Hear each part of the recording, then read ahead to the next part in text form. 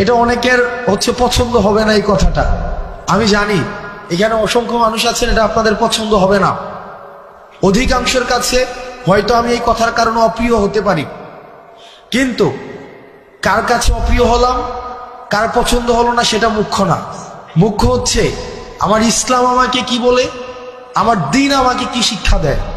সেটা যদি অপছন্দেরও হয় সেটাই আমাদেরকে বলতে হবে। আমি যেহেতু এই গ্রামে ছিলাম, এই গ্রামের সাথে আমার সম্পৃক্ততা রয়েছে। এই গ্রামে এক ধরনের অর্থনৈতিক বিনিময় প্রচলিত রয়েছে, যেটাকে আপনারা নাম দেন পত্তন। এটাকে আপনারা যে নামেই ডাকেন না কেন, এটা সরাসরি সুদ।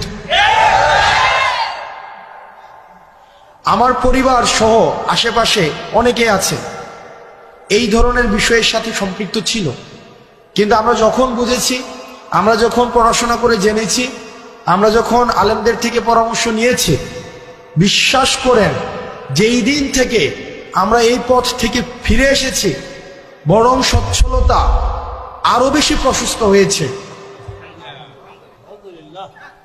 কসম করে বলছি, আপনারা জানেন আমার বাবার অর্থনৈতিক অবস্থা, আমার দাদাদের অর্থনৈতিক অবস্থা।